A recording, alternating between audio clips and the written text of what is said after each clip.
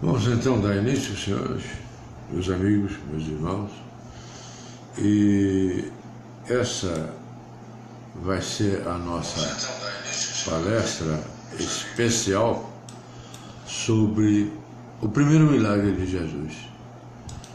E, como eu disse anteriormente, logo no início, a última sexta-feira do ano, seria no próximo 22, nós vamos falar sobre a expulsão dos vendilhões do templo e tal, mas estamos falando do nosso aniversariante do mês, Jesus, à luz da ciência espírita, naturalmente. Nós não fazemos acepção de religião nem de pessoas. Precisamos de todos aqui presentes comigo, como simpatizantes, como pessoas que veem acontecer coisas nas suas próprias igrejas e não sabem por quê. Então nós estamos analisando gradativamente a Bíblia, versículo a versículo, evangelho a evangelho, às vezes comparando os dois. O que nós vamos falar hoje está em João, no evangelista João, no capítulo 2, que vai de 1 a 12. Ele diz assim: no terceiro dia, como a gente agora falou em questões de dias, primeiro dia, segundo dia, terceiro dia, quarto dia, quinto dia, mas João começa assim: no terceiro dia, houve um casamento em Caná da Galileia. Então vamos falar um pouco sobre as bodas de Caná. E achava-se ali a mãe de Jesus. E foram convidados também Jesus e seus discípulos para o casamento.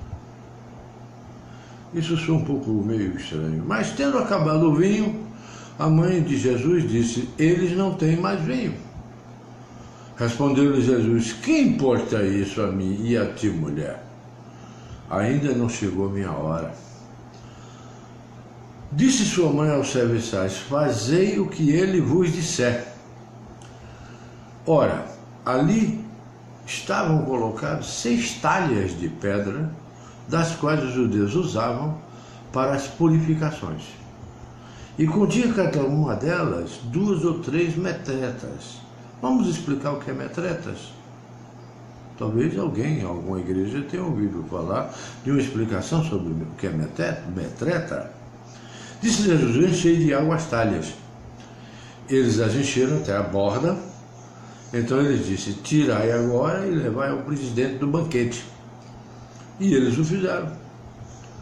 Quando o presidente do banquete provou a água tornada em vinho, não sabendo de onde era, mas o sabiam os serviçais que haviam tirado a água, chamou o noivo.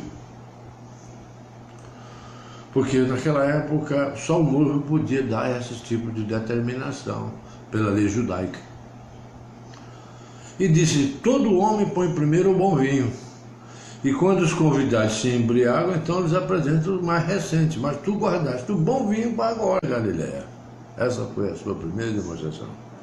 E manifestou sua doutrina, e seus discípulos acreditaram nele. Vamos analisar esses pontos, versículo a versículo. No terceiro dia, a expressão equivale ao que hoje costumamos dizer 2 dias depois. Os gregos, ao estabelecer um lapso de tempo, começavam contando o primeiro dia de início. A gente começa a contar o seguinte. Assim, a relação entre o caso ocorrido, por exemplo, no 4º dia, o outro no 6º, era dito no terceiro dia, considerando o próprio dia 4 como o primeiro, o dia 5 como o quinto, segundo, e o dia 6 como o terceiro dia. Hoje costumamos dizer 2 dias depois, sem fazermos conta do dia inicial. Assim Jesus desencarnou na sexta-feira e ressuscitou no terceiro dia, isto é, 2 dias depois, no domingo. Estamos, pois, no 7º dia a contar do primeiro episódio. O casamento realizou-se, meus irmãos, na cidade de Caná, da Galileia, para distingui-la de Caná de Asser, a cidade natal do discípulo recém-chegado Natanael. Lembra-se que nós comentamos sobre Natanael? De quem teria sido o casamento? Eis a grande dúvida. Nenhuma indicação tem nos livros evangélicos. Qualquer suposição jamais poderia passar além de mera hipótese, apesar de que existem documentos que provam algumas coisas que eu não acho o momento nem a hora adequada de falar. Entretanto, Maria, a mãe de Jesus, ali se achava como pessoa independente, como amiga da família, e não na qualidade de mãe de Jesus. Este é que parece ter sido convidado pelo único motivo de ser seu filho, o filho de Maria. E ali aparece com seus discípulos como convidados. As festas das bodas, que em aramaico chamam mistita, duravam uma semana e os convites eram amplos. Daí, por vezes, as previsões das quantidades de comida e bebida poderem falhar. Pelo que transparece da narrativa, foi o que aconteceu. Maria observou essa dificuldade em relação ao vinho, com sua sensibilidade feminina de dona de casa. Com a autoridade oriunda de amiga da família, toma as providências indispensáveis para contornar a dificuldade, recorrendo a alguém que ela sabia poder remediar a situação. Avisa a Jesus que o vinho acabara e de imediato dirige-se aos serviçais ordenando que obedeçam a Jesus. Pelo que se percebe, parece mesmo tratar-se de pessoa da família, com autoridade reconhecida pelos serviçais que lhe obedecem. Mas eu vou deixar uma coisa aqui no ouvido de vocês. Esse tipo de comportamento só existia naquela época para os noivos. E só os noivos podiam dar ordens, e só os noivos poderiam estabelecer comidas, bebidas e etc. É só um alerta para o futuro nós discutirmos sobre as bodas de Caná. De quem era? Que importa isso a mim e a ti? Retruca Jesus para a mãe, Maria. As traduções que nós vimos, as tradições correntes, dão que eu tenho contigo? Como se Jesus afirmasse, nada a ver entre ele e a sua mãe. Que eu tenho contigo? O que redundaria num desaforo, ou pelo menos uma indelicadeza, coisa que ele jamais faria. Ora, o sentido do grego e do latim, que traduzia muito bem o original, não é esse. Conhecemos bem o latim, mais acessível.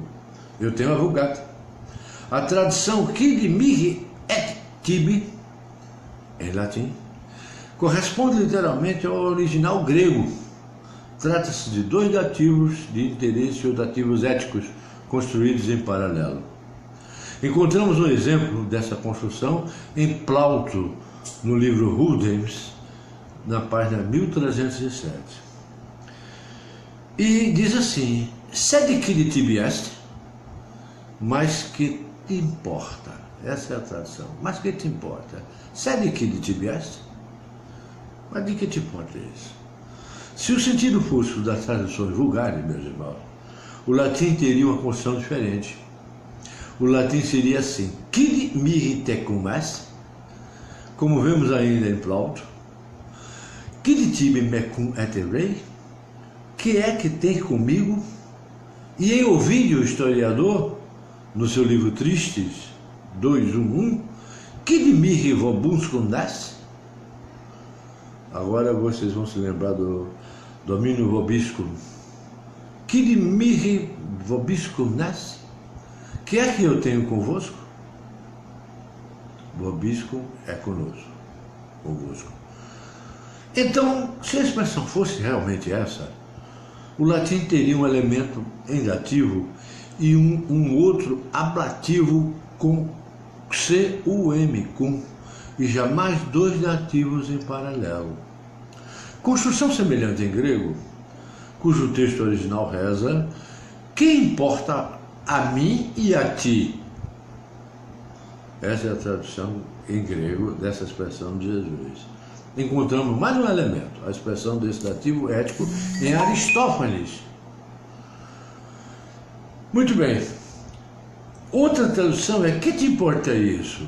E no mesmo Aristófanes, no livro Assembleia 520 e 521, ele diz assim: que te importa isso, ou que isso me importa?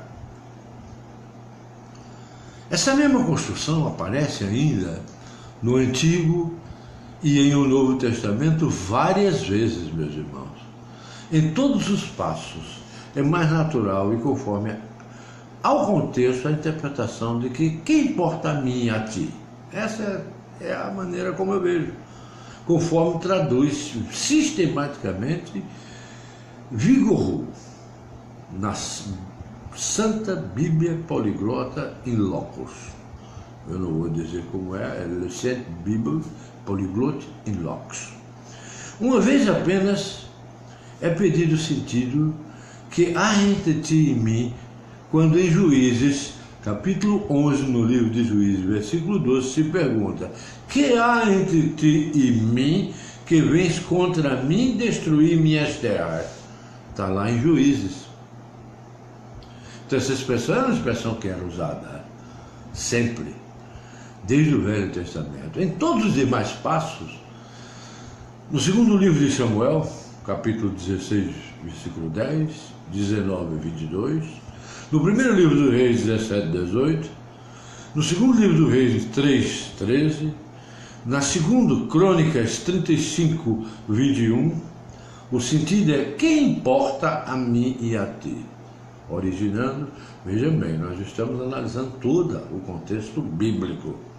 Inclusive no Novo Testamento, meus irmãos, no mesmo episódio narrado pelos três sinóticos, tanto em Mateus 9, 29, 8, 29, Marcos 1, 24, Lucas 4, 34, a frase poderia significar: que tens tu conosco?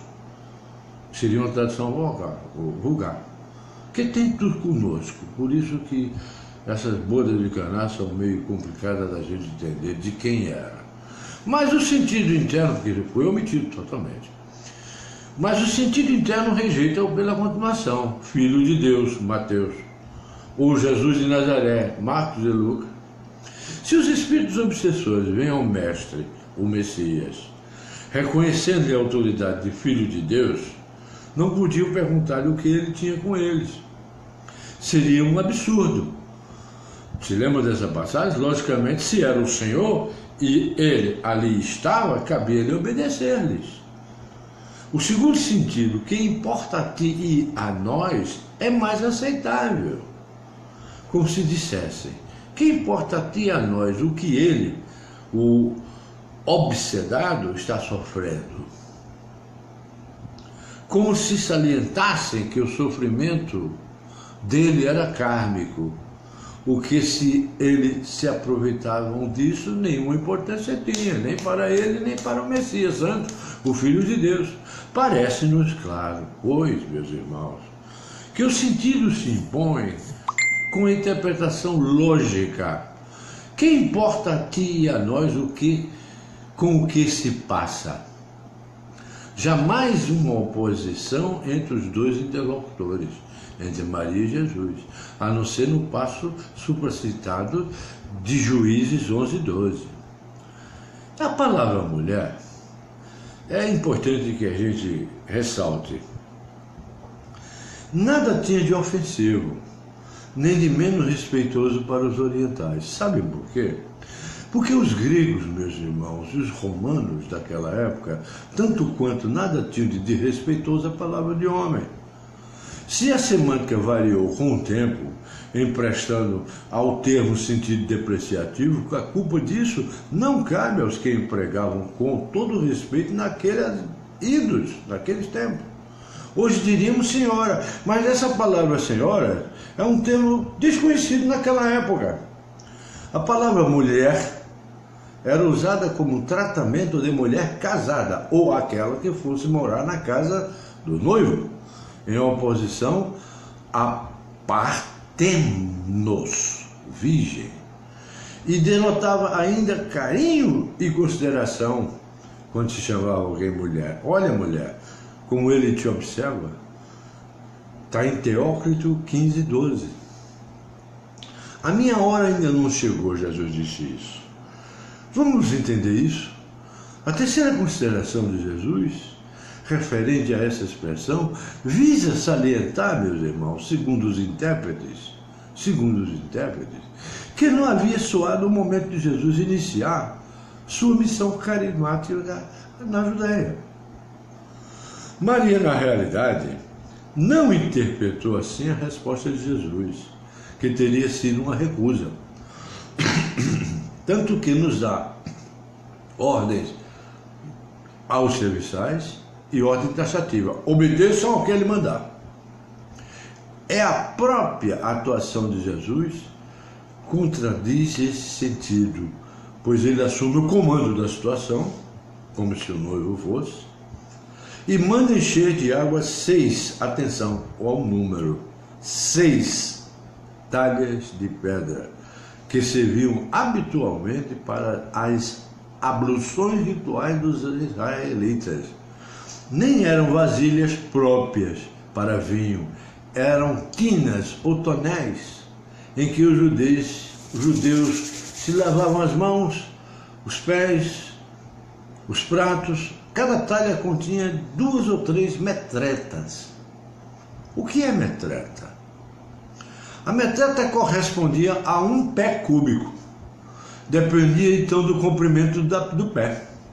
Nas ilhas de Egeu, por exemplo, valia uma metreta 35,3 litros. Já em Esparta, valia 74 litros. As medidas gregas principais eram o cotile, 0,2447 litros, pouco menos de um copo. O cheste, ou 2 cotiles, 0,4094 mililitros. Os hemicos, 8 cotiles, ou 1,6376 litros. E assim sucessivamente. As talhas tinham, na realidade, de 75 a 120 litros, de 2 a 3 metretas. Note que João está sempre a citar número de 2 a 3, de 2 a 3, de 2 a 3 metretas agora. Uma vez cheias as talhas até a borda, Jesus, o aniversariante do mês, meus irmãos, manda que leve o novo vinho ao presidente do banquete. Que coisa estranha. Para que seja provado. Vem a cena da admiração, por causa da qualidade do vinho, do produto. O texto é bastante claro. Deve notar-se apenas que vinho recente era considerado inferior, como todos os vinhos novos, mas os vinhos mais velhos são os melhores. Já que o bom vinho sempre foi e sempre será o velho. A tradução que eu peguei, que apresentamos do versículo 11, é a interpretação literal do grego. Compreendemos como demonstração e não milagre, embora se fale há 2000 anos que foi o primeiro milagre de Jesus. Por isso que eu coloquei o primeiro milagre de Jesus. Mas é uma demonstração. Na tradução grega, a palavra não é milagre, é demonstração. O sentido da palavra grega, de fato, é sinal, como marca distintiva ou prova que demonstra alguma coisa, ou símbolo. Por exemplo, o tridente é o símbolo de Netuno. Muita gente já mudou o símbolo de Netuno para o símbolo de outras coisas. E é a doutrina, a crença, o julgamento, particularmente o ensino filosófico, que no mesmo radical que significa ensinar. Então Jesus estava ali cumprindo a sua missão de mostrar e de dar o sinal de que ele era o Messias. Grandes e profundos ensinamentos nós tiramos disso, meus irmãos. Observamos de início a sequência da manifestação dos ensinos relacionados pelo evangelista. O primeiro dia, como nós falamos, é a primeira época.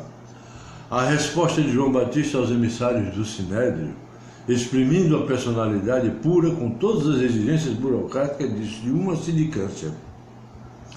O segundo dia, a segunda época, a apresentação de Jesus, a individualidade aos discípulos, pelo Batista, a personalidade, dizendo, ali está o Messias. Você se lembra que eu falei sobre isso.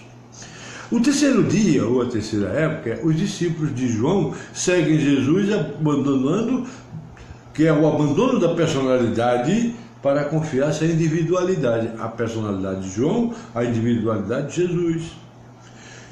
Nós já discutimos isso. A época quarto, ou quarto dia, agrega-se a entrega à emoção, Simão, que tem o nome mudado para pedra. Se lembra que nós tratamos sobre isso? Ou rocha, que foi chamado de Kefas. Nós dissemos isso na última reunião. Porque aí se baseará o desenvolvimento da era de peixes. Raio devocional, que é o emotivo dirigido por Jesus. E uma das formas dos cristãos daquela época se identificarem era o desenho de um peixe nas areias da praia. Se alguém, porque eles tinham receio das perseguições que sofriam. O quinto dia, a quinta época, interiorização do jardim fechado Galiléia. Eu sempre comparo o jardim fechado Galiléia com o nosso coração, levando consigo o intelecto, Natanael e a intuição Felipe, que eram os dois discípulos que estavam com ele. O sexto dia, ou sexta época, é meditação do ser unido a todos os seus veículos físicos, tanto no plano astral, que nós já tratamos mais cedo, quanto no plano material, no nosso corpo encarnado. O sétimo, que seria a sétima época, as bodas ou o casamento do Espírito reencarnado com o Espírito eterno, em união mística profunda e perene. O casamento do eu menor com a centelha divina que nós tanto falamos. Essa é uma das interpretações que nós damos a isso que João quis falar. É deste último passo que trata esse trecho evangélico, narrando-nos os pormenores que cercaram esse casamento entre os dois, uma unificação perfeita do eu menor com o eu maior. As bodas realizaram-se em Caná, que significa cana, o caniço, a planta que nasce reta para o alto como uma flecha que está para disparar verticalmente. É a flecha do coração, meus irmãos, que elevará as vibrações partindo do jardim fechado, que é a Galiléia, o nosso coração. Aproxima-se a hora do esponsalício, da união total, íntima e profunda, em que os dois serão uma só carne. Está em Gênesis capítulo 2, versículo 24. Os dois serão uma só carne, o eu interior com o eu maior. Esse é o grande esponsalício cósmico. A intuição Maria adverte a individualidade de Jesus de que os discípulos, os convidados ao banquete espiritual, não têm vinho, isto é, ainda não possuem o conhecimento profundo do sentido das Escrituras. Olha como a gente interpreta. E a individualidade retruca que não é esse o caminho e que ainda não chegou sua hora. Ou seja, o momento do contato, como aconteceu em Pentecostes.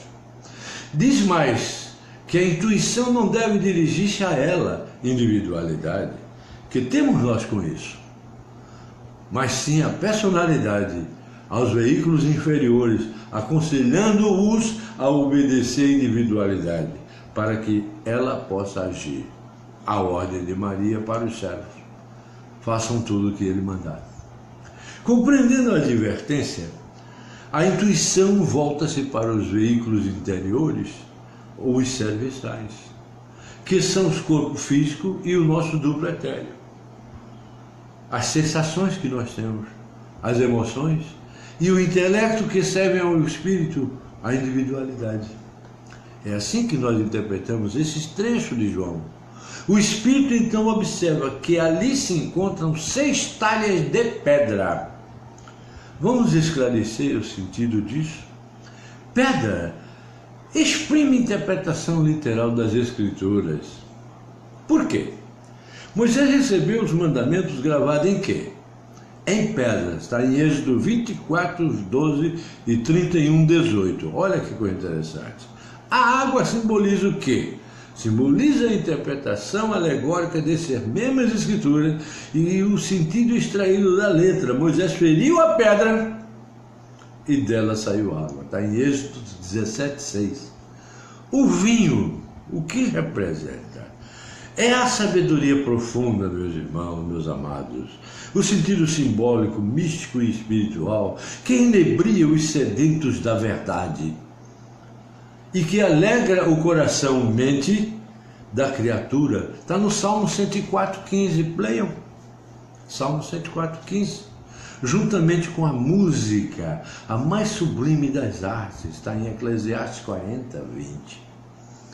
Quando a doutrina não é pura, meus irmãos, isso é o que é o problema. Isaías o revela com suas palavras assim: o teu vinho está misturado com água. Isaías 1, 22. Ou seja, não estás puro. Tua pureza espiritual ainda está longe, tu está ainda misturado. A narrativa evangélica, meus irmãos, segundo nós da ciência espírita, é bastante clara. Tomando as escrituras sagradas, talha de pedra, Jesus manda que os serviçais, a personalidade, a agência de água de interpretações alegóricas, todo a Bíblia praticamente é alegórico, eles o fazem, e o fazem bem, enchendo até a borda. Esgotam os assuntos e as interpretações de que são capazes. Nesse momento, meus irmãos, quando a personalidade está preparada, chega a individualidade de Jesus e transforma a água em vinho. Ou seja, transforma os ensinos alegóricos em ensinos simbólicos, místicos, espirituais, cheios de sabedoria. Revela-se-lhes que o que há de oculto na palavra sagrada. E como tem coisa oculta, não há? Na palavra sagrada.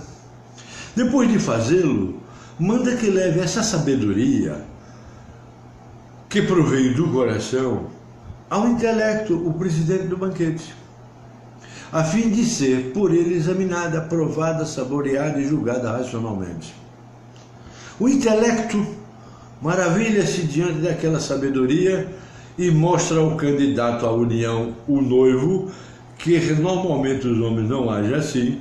É comum dar-se aos convivas, às criaturas, uma boa doutrina, até que eles se embriaguem com ela, se fanatizem e depois, então, quando querem aprofundar mais, colocam-lhes entre as mãos o vinho ordinário, ensinamentos medíocres, que são aceitos sem discernimento, sem critério, na razão. Mas ele falou, é o que está escrito, é isso que eu tenho que acreditar. Sangue de Jesus tem poder. Pronto, acabou. Nunca mais ninguém diz mais nada. Sangue de Jesus tem poder. Sem ele nada. É claro. Mas não é o sangue dele que tem poder. Não é assim. É Jesus inteiro que habita em nós. Porque eles já estão embriagados e fanatizados. Neste caso, meus irmãos, é muito importante que se diga que houve um inverso. Foram sendo distribuídos vinhos mais ordinários, doutrinas simples, ingênuas, dos fariseus, saduceus, e só no fim lhes é dada a sabedoria profunda, que é a que Jesus nos trouxe. O evangelista nota que o intelecto, o presidente do banquete, não sabia de onde provinha aquela sabedoria, mas sabiam os serviçais, a personalidade, que havia colhido apenas a água das interpretações das alegorias. E realmente, ainda até hoje, eu lamento às vezes, o intelecto não se deu conta de que a sabedoria profunda de Jesus vem do coração. E quando se diz isso, ele reluta em aceitar, porque diz: o coração é apenas um aglomerado de células musculares propulsoras de sangue. Engano. É a sede onde ficamos, é o nosso templo maior, onde nós ficamos com o nosso Cristo redivivo dentro de nós.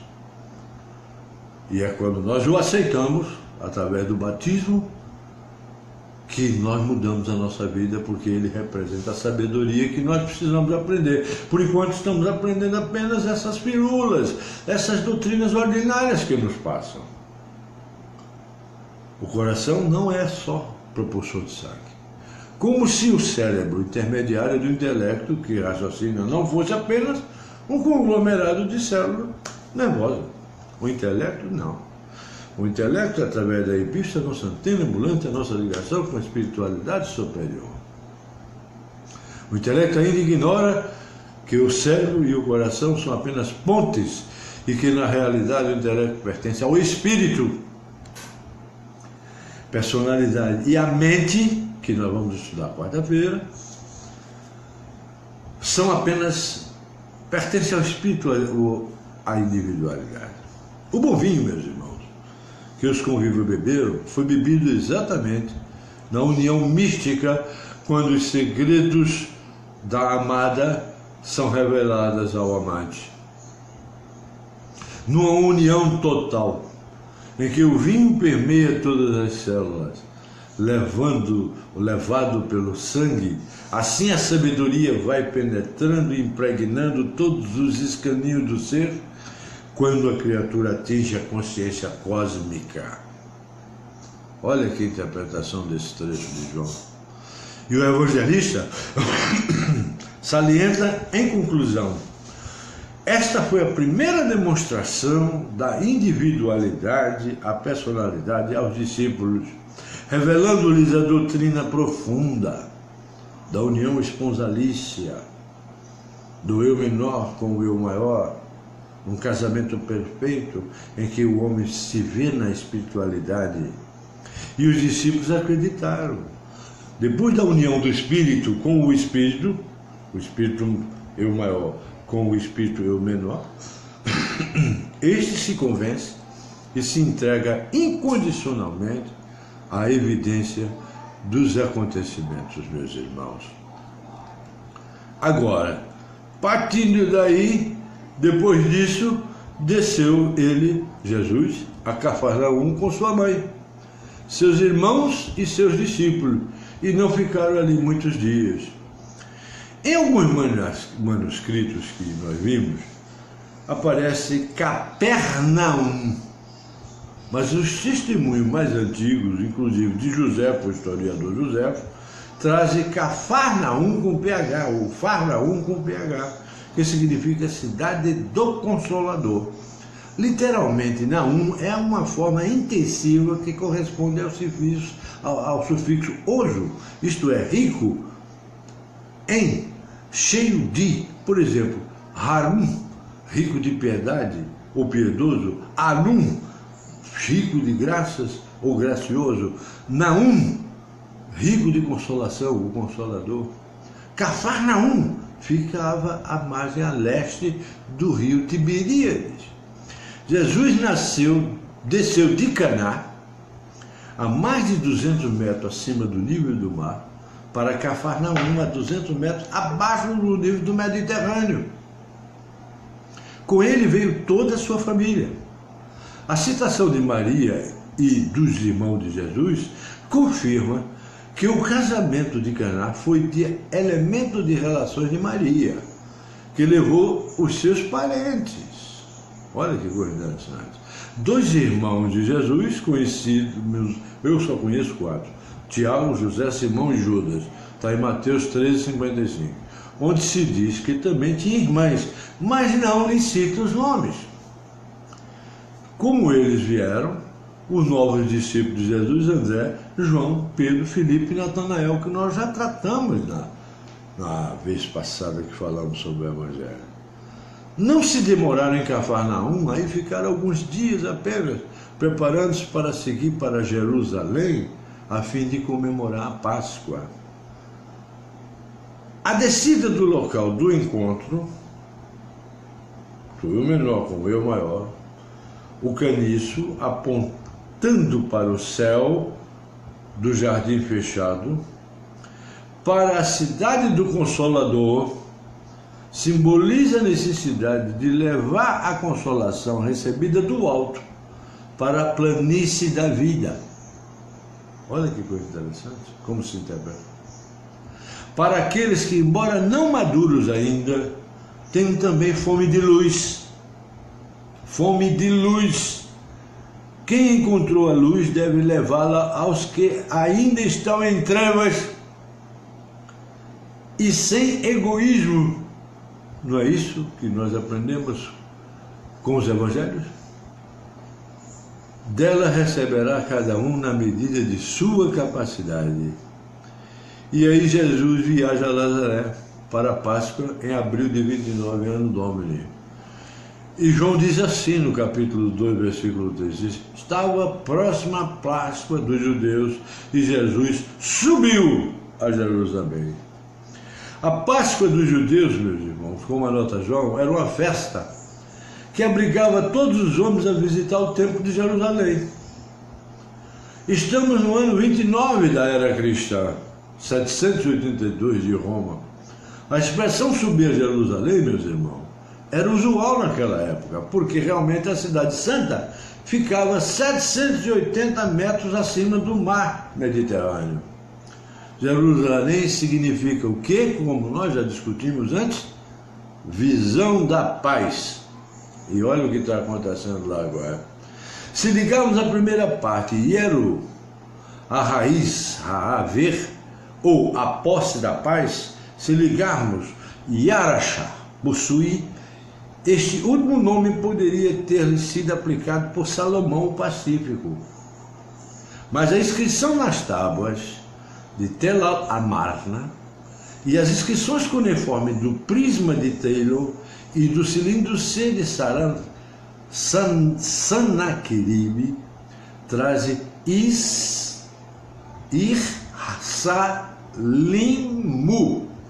assim como o siríaco traz Urshlem e o árabe Urshalma. No caso, o primeiro elemento, Ur, em hebraico Ir, significa cidade. Teríamos então a cidade da paz.